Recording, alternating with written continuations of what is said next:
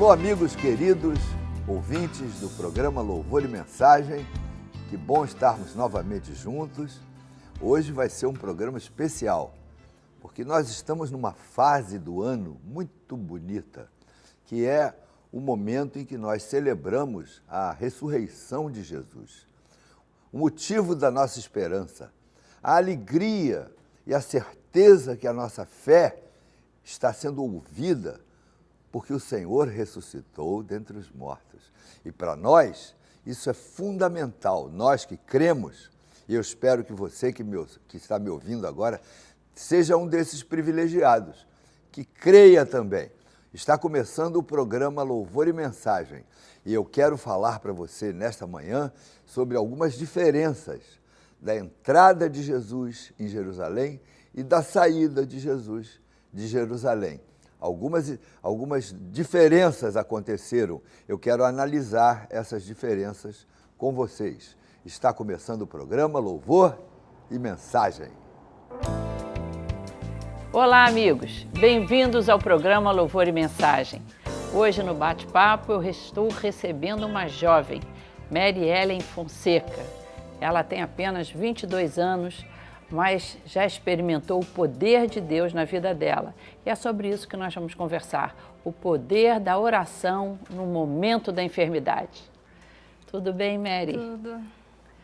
Então, vamos compartilhar com o nosso público o milagre que aconteceu na sua vida, não é? Vamos. Muitas pessoas pensam que a enfermidade é um assunto de idosos, da meia-idade em diante, né? Ah, só fala em doença, já está velho.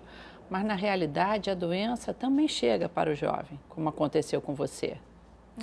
Mas, para o público te conhecer um pouquinho mais, você foi uma jovem assim, criada com fé em Deus, criada na igreja? Fui criada na igreja, nasci na igreja, né, praticamente.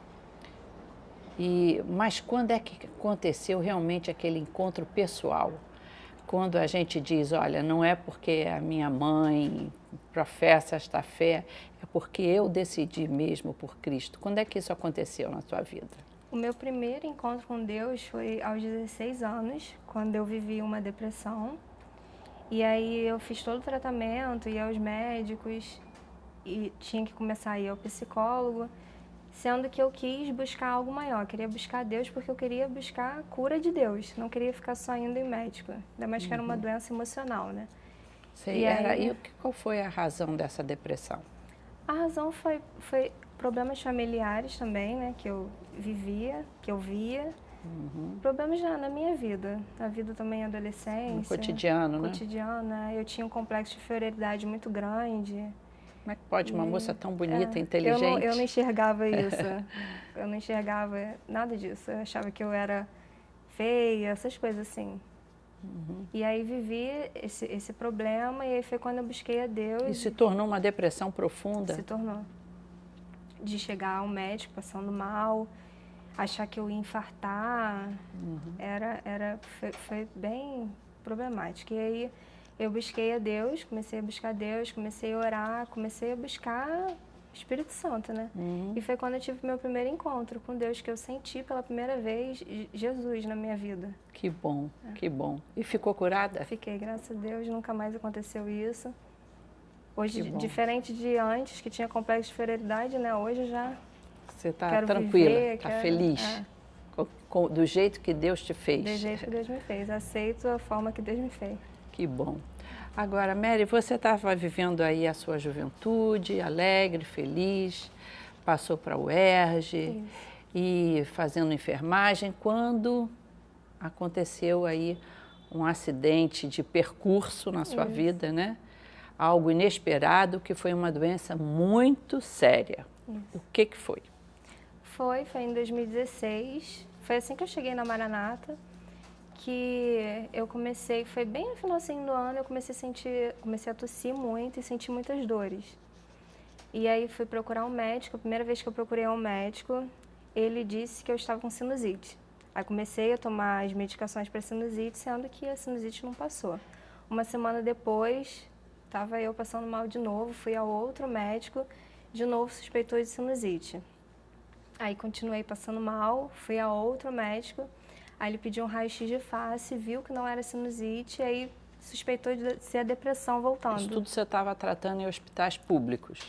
Na primeira não foi, foi uma clínica particular que a minha mãe pagou. As outras foram tudo emergências que eu estava indo. E aí, como eu sentia muita pressão na cabeça, a médica tinha suspeitado também de ter sido a depressão, né? E aí, depois de ela ter dito isso, se passou uns 3 dias, assim, mais ou menos. Eu lembro que eu estava numa praia, eu dormi a tarde toda e quando eu acordei com muita dor no ombro. Fui para casa, fui à igreja, voltei e a dor no ombro não passou. Dormi com uma dor no ombro muito forte, isso foi no domingo. Na segunda-feira foi quando eu acordei 10 quilos a mais do que eu tinha. De um dia para o outro? Foi de um dia para o outro. Eu pesava 54, acordei com 64 quilos. Gente! Eu estava inchada do tórax para cima. Imagina Foi um susto. Foi um susto na família. Foi um susto na família, um susto para mim também, né? Me olhar no espelho e tá enorme. E aí eu fui em outra clínica, foi também uma clínica particular. E aí quando a médica me viu, ela tomou um susto. De primeira ela suspeitou que poderia ser algum problema renal devido a um inchaço. Aí foi que ela pediu uma bateria de exames. Um dos exames que ela pediu foi um raio-x de tórax, porque ela fez uma escuta pulmonar e viu que tinha alguma coisa errada. Isso foi numa segunda-feira. O resultado dos exames iam sair na outra semana, na outra segunda-feira. Aí isso foi na segunda. Eu fiz os exames, voltei para casa. Na terça, continuei passando mal. Na quarta, continuei passando mal. Na quinta, eu e minha mãe, nós oramos. E eu estava tão inchada que eu não conseguia andar, eu não conseguia falar e eu não conseguia nem ajoelhar para orar. Eu tive que fazer tudo sentada. E a única coisa que eu consegui pedir a Deus foi para que Ele mostrasse aos médicos o que eu realmente tinha. Porque eu não estava aguentando mais. Eu não estava aguentando mais passar por aquilo, né? Que coisa. Foi. E aí, nesse mesmo dia, minha mãe resolveu ligar para essa clínica que eu fui, mesmo sabendo que o exame não estaria pronto. Quando ela ligou, pela graça de Deus, o exame já estava pronto. A gente foi ao médico e quando ela abriu o raio-x, não aparecia pulmão direito. A médica tomou um susto, pediu para que eu fosse à emergência, disse que eu estava correndo o risco de uma falência respiratória. Eu fui à emergência, na emergência fiz uma tomografia e aí descobri tudo. Eu tinha uma massa tumoral, eu tinha um derrame pleural, no pulmão, tinha linfonodos, tinha uma trombose na minha veia jugular. Gente. E tinha uma síndrome da veia cava. O câncer estava tão grande que ele estava comprimindo a veia e eu não estava tendo refluxo, eu não estava tendo, o sangue não estava voltando. Meu Deus, um momento agudíssimo. Por isso que podia eu ter estava morrido, tão inchada. de repente. Podia ter morrido a qualquer momento. Só que eu voltei para casa dessa emergência, a emergência não podia me internar porque não tinha leito? Não era a especialidade deles. Ah, sim. Então voltei para casa sem medicação, sem saber o que fazer. E aí foi quando eu fui no hospital onde eu faço faculdade e aí lá eles me internaram, conseguiram me internar e foi quando tudo começou. Aí eu fiquei 2 meses internada. Fiz todos os exames que tinham que fazer, fiz 2 biópsias com agulha, uma biópsia foi uma cirurgia que eu fiz. Por conta da cirurgia, eles viram que o câncer já estava chegando no coração. Gente, então, que situação difícil. Foi muito difícil. Como é que estava a sua fé nesse momento? Eu estava crendo muito, porque eu tenho muita fé, eu acreditava muito na cura, muito na cura. Eu acreditava que eu ia sair dali. Você sentiu que o Senhor estava com você? Inclusive, quando eu terminei a cirurgia, eu fui para o CTI, fiquei 7 dias no CTI. E aí, no último dia do CTI, eu senti Deus me dizendo que ali já estava acabado, eu ia sair dali e as coisas iam... boa. Eu senti Deus falando muito comigo. Que bênção ter Deus, né? Foi. No coração da gente. É paz, a paz. E Ele testificar, né? Você não escuta uma voz audível, mas Deus testemunha aquilo no seu coração de que Ele está cuidando de você. Sim, foi um cuidado tremendo. Bom, você saiu bem Aí você foi uma bênção maravilhosa ter tido o diagnóstico, depois ter tido essa cirurgia. E ainda, como é que depois você teve certeza da cura? Eu estava fazendo um propósito com Deus, eu estava buscando muito a Deus e num dos meus propósitos, eu estava na igreja e aí no momento de louvor eu fechei meus olhos para participar do momento de louvor e eu escutei uma voz claramente dizendo que naquele dia eu estava sendo curada. E aí eu escutei a voz de novo, e a voz Ao de seu novo. coração. E a voz de novo. E aí foi quando eu terminei o tratamento, fiz o exame, aí saiu lá o resultado, que eu tinha ausência, eu tinha linfoma, né? Aí apareceu lá, ausência de linfoma não Hodgkin. Aleluia. Glória a Deus por isso. Hoje acabou, eu terminei tudo. Eu descobri que tinha sido curada em outubro do ano passado. E aí acabou, agora eu só vou Tem mais ou menos uns 6 meses, né? Vou ao médico só por rotina mesmo, para ele me ver. Voltou à faculdade? Voltei à vida normal, graças a Deus. Que bom. E como é que a igreja te deu assim apoio? Você sentiu o apoio dos irmãos em Cristo? A igreja foi essencial. Tinha dia que eu chegava na igreja querendo desistir, e aí quando eu chegava uma pessoa que eu nunca tinha visto na vida, vinha, me abraçava, aí falava, você que é Mary Ellen? Sou eu, tô orando muito por você, e aquilo me dava... Quer dizer, o seu nome estava nas orações da sua igreja. E não só na igreja que eu era, né, no MEIA, nas outras também, quando eu estava internada, a líder eu não lembro se era Tijuca ou Irajá, foi me ver. E ela falou assim, fiquei sabendo de você, vim aqui te ver. Que coisa linda. Foi lindo. Gente, a união, né? Isso é algo precioso que existe nas igrejas evangélicas.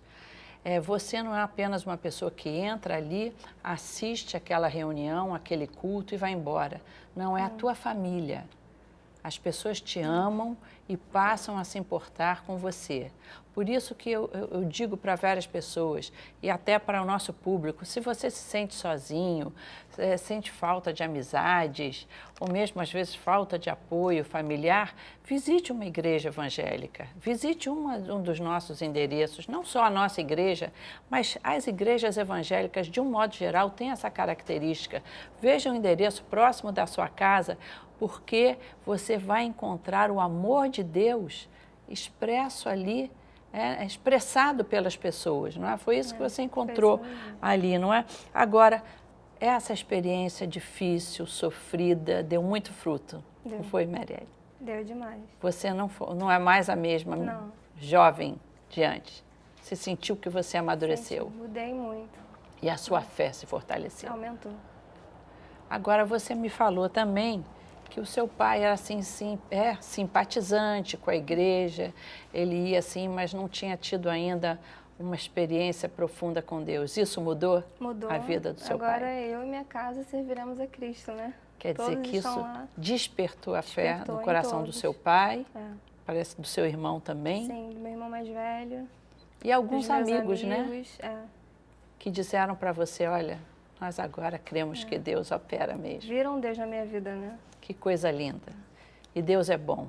E esse testemunho precisa ser dado aonde você for para abençoar outras pessoas, para abençoar esse público que nos está vendo, de que Jesus responde a oração hoje também. Muito obrigado, Mary, pela tua presença aqui. E você, amigo, que está nos assistindo, vendo aí esse telefone, ligue para nós. Temos um grupo aqui que vai atender a sua ligação com muito carinho, vai orar por você, te dar alguma informação sobre endereços próximos da sua casa, mas continue ligado, o programa não terminou. Você vai escutar uma mensagem abençoadora sobre este Jesus maravilhoso que cura hoje. Faça a sua oração aí sobre a sua enfermidade. Você vai sentir Deus também falando ao seu coração, como falou com a Marielle. Meus amigos, o Novo Testamento, a Bíblia, narra a história de Jesus, desde o seu nascimento até a sua volta no livro do Apocalipse. Pois bem, com diferença de dias, Jesus chega em Jerusalém e nós chamamos isso de o Domingo de Ramos, a entrada triunfal de Jesus em Jerusalém. Dias depois, Jesus estava saindo de Jerusalém para ser crucificado. Você vê, de um momento de alegria, de festa, de reconhecimento de que ele era o bendito que vem em nome do Senhor, para uma acusação injusta que fez com que Jesus morresse no Calvário. Eu queria destacar para você que está me ouvindo nesse momento algumas diferenças que aconteceram com dias de espaço, de intervalo entre elas. A primeira começa, então, com o capítulo 21 de Mateus, a entrada triunfal de Jesus em Jerusalém. Havia festa, havia alegria. Dias depois, Jesus estava saindo de Jerusalém. A saída dele, uma saída dolorosa, uma saída para ser crucificado. Na primeira, o jumentinho carregava Jesus. Na segunda, Jesus carregava sua madeira, o seu lenho, a sua cruz. Na primeira experiência, as pessoas empunhavam ramos de palmas, de árvores, e colocavam aos pés de Jesus, não é? Na segunda, na dolorosa, na saída, na crucificação, as pessoas gritavam, crucifica-o, crucifica-o. Na primeira, as pessoas tiravam as roupas e colocavam nos pés, na estrada, para que Jesus passasse por cima. Na segunda, as roupas de Jesus foram tiradas e foram divididas, foram sorteadas entre os seus soldados. Na primeira experiência, na entrada triunfal de Jesus, os seus discípulos o acompanhavam, estavam todos juntos. Na outra, na saída para a cruz, os seus discípulos o abandonaram. Ele permaneceu só.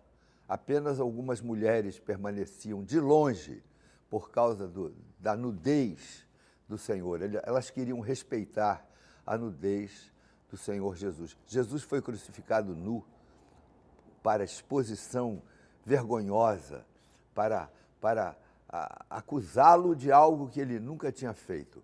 Meus amigos, algumas coisas, então, a gente conclui da história de Jesus. É que existem momentos de festa e existem momentos de tristeza. Eu fico muito preocupado quando eu vejo alguns pastores, alguns sacerdotes, que só pregam a entrada triunfal, os momentos de festa, os momentos de vitória, os momentos de bênção, de alegria. E essas coisas existem, porque quem se aproxima de Jesus, a Bíblia diz que o nosso Deus ele é galardoador daqueles que o buscam. Mas existem momentos na vida onde a gente fica doente, onde a gente perde o emprego, onde a gente constata que o nosso esposo já não nos ama, ele arranjou uma outra e quer se separar depois de anos de casamento. São experiências tristes, experiências dolorosas que muitas pessoas passam. E o fato de nós crermos em Jesus não nos isenta dessas atividades tristes. E se a pessoa é ensinada que tudo que vai acontecer na vida dela é vitória, é sucesso, é triunfo, ela não está sendo preparada para esse outro lado, para a Sexta-feira Santa, para a noite de trevas, para a noite de agonia, para a noite de tristeza. Enquanto eu estou falando nesse momento aqui, nessa emissora, em que milhares de pessoas estão me ouvindo, eu quero que você saiba, meu amigo, que algumas pessoas estão passando por dificuldade, por problemas de mágoa, de abandono, de decepção, de doença, de tristeza, de falta de recursos, de falta de amigos, onde todos vão embora e a gente fica se sentindo sozinho. Mas eu quero dizer para você que nessa hora, essa hora de tristeza, é uma hora em que o Espírito Santo costuma ter um acesso mais efetivo na vida de algumas pessoas.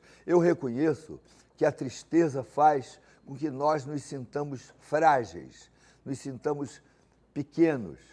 E é nessa hora que a sua fé fica, talvez, precisando de um reforço, de uma vitamina espiritual, de um toque de Deus. Eu conheço pessoas que nunca têm tempo para as coisas de Deus. Só vão procurar ao Senhor na hora do problema, na hora da dificuldade, na hora da doença, na hora do abandono, na hora da tristeza. Mas mesmo assim, se essa pessoa, no meio do drama, busca o Senhor, é ótimo, porque a Bíblia diz o seguinte: buscar-me-eis e me achareis, quando me buscardes de todo o vosso coração. Meu amigo, minha amiga, você que está me ouvindo nessa manhã, eu não sei qual é a sua situação atual.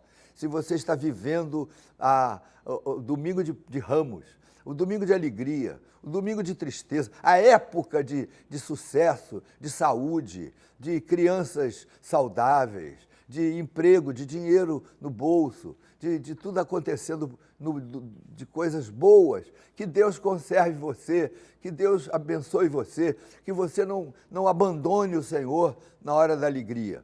Mas eu também não sei se o que você está passando é aquele momento de tristeza da Sexta-feira Santa, onde houve trevas na face da terra. Sabia que quando Jesus morreu, ele morreu meio-dia, mais ou menos, e até às 3 horas da tarde houve trevas ali naquela região. Parece que a própria natureza estava revoltada, como o justo, o santo de Deus, o Verbo encarnado, estava sendo injustamente crucificado por mim e por você. Mas eu também creio que ele foi crucificado porque quis, porque ele entregou a sua vida. Ninguém tirou a vida de Jesus, ele a deu voluntariamente por mim, por você, meu amigo, que está me ouvindo nesse momento. A sua morte na cruz do Calvário foi uma entrega voluntária para que você e eu pudéssemos ter os nossos pecados perdoados. O sangue de Jesus derramado no Calvário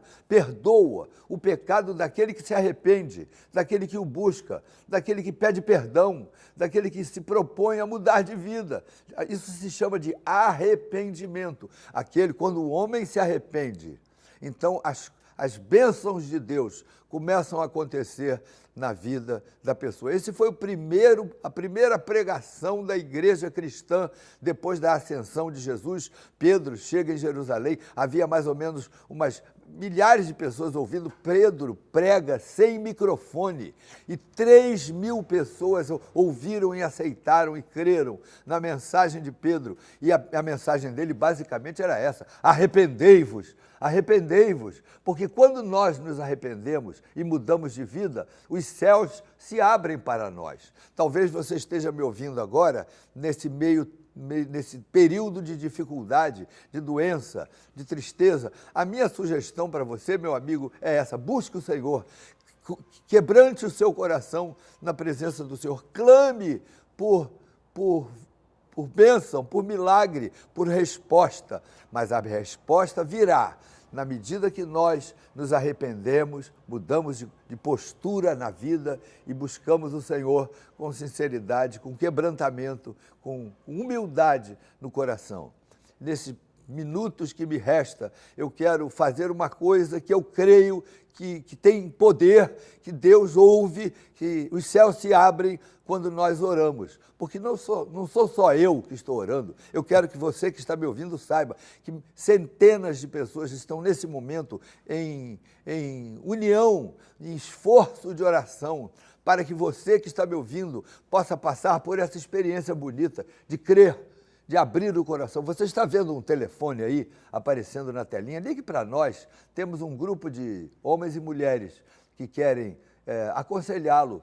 Não vão pedir dinheiro, pode ter certeza. Na nossa igreja, há 14 anos estamos aqui, nunca pedimos dinheiro para você. Você não tem que mandar dinheiro para nós. O programa já está pago pelos membros da igreja. O que você precisa é isso, é ter uma experiência com Deus, buscar a presença do Senhor, frequentar uma de nossas reuniões. Se não puder, procure uma igreja evangélica perto da sua casa. Existem inúmeras igrejas que pregam o evangelho, que os pastores são éticos, são íntegros, que creem na Bíblia e que estão interessados, meu amigo, não no seu dinheiro, mas na sua bênção, na vida que você pode ter de triunfante quando você busca o Senhor e passa por uma experiência bonita com Ele. Eu quero então orar com você, meu amigo, junto com esses irmãos e centenas que estão agora unidos em oração, para que Deus faça aquilo que eu não posso fazer, que ninguém pode fazer. Pastor, sacerdote, padre, ninguém pode fazer com que você creia, porque crer depende do Espírito Santo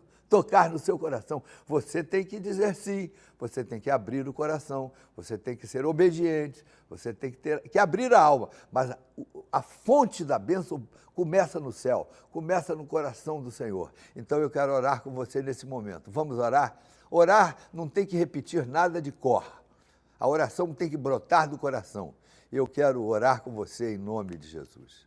Meu Deus, meu Pai, muito obrigado por esse homem que está agora, que eu creio que não há nenhuma coincidência nisso, que ele ligou essa emissora, porque tu já tinhas um plano de falar a ele, de mostrar a ele que nem tudo está perdido, que ainda existe uma esperança, que ele pode ter uma experiência nova, um renascimento na alma, no coração, na sua moral, nos seus costumes, no seu vocabulário, no seu relacionamento com a família, no seu caráter, que tu podes quebrar essa incredulidade, esse deboche que alguns têm contra as coisas de Deus, contra a Bíblia, contra aqueles que têm fé.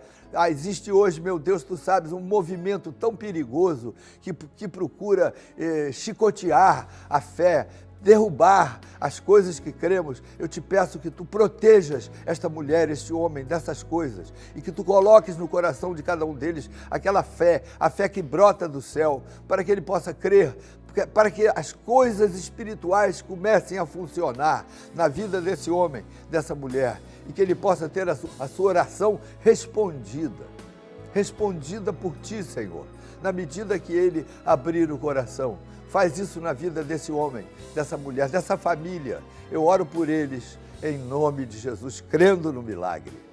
Você, meu amigo, quero convidá-lo para estar conosco sempre em uma de nossas igrejas. Olha o telefone novamente aparecendo aí. Ligue para nós, nós podemos te dizer com muitas certinho, né?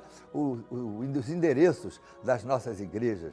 Estaremos aqui novamente no próximo sábado, sempre às 8h30 desse mesmo horário. Esteja conosco, divulgue o programa. Nós contamos com a sua ajuda, com a sua divulgação. Deus abençoe você, que é da família cristã espalhada por todo esse Rio de Janeiro, membros de todas as igrejas evangélicas e alguns que não são de igrejas evangélicas, mas que amam a Jesus e que apreciam esse programa. Nós queremos desejar a todos uma semana de muita bênção e muita paz na presença do Senhor Jesus. Até o próximo programa, que Deus o abençoe. Até lá. Em nome do Senhor Jesus, eu tomo a decisão de nele confiar. Foi Cristo quem me escolheu, por isso eu certo estou que ele não vai falhar. Então, se a vida escurecer e eu já não souber para onde caminhar, para ele a mão vou estender, vou nele me esconder. Ele pode me guardar. Então, se a vida escurecer e eu já não souber para onde caminhar, para ele a mão vou estender, vou nele me esconder. Ele pode me guardar,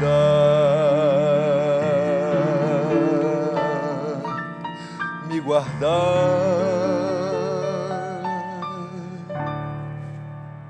Deus abençoe a sua vida.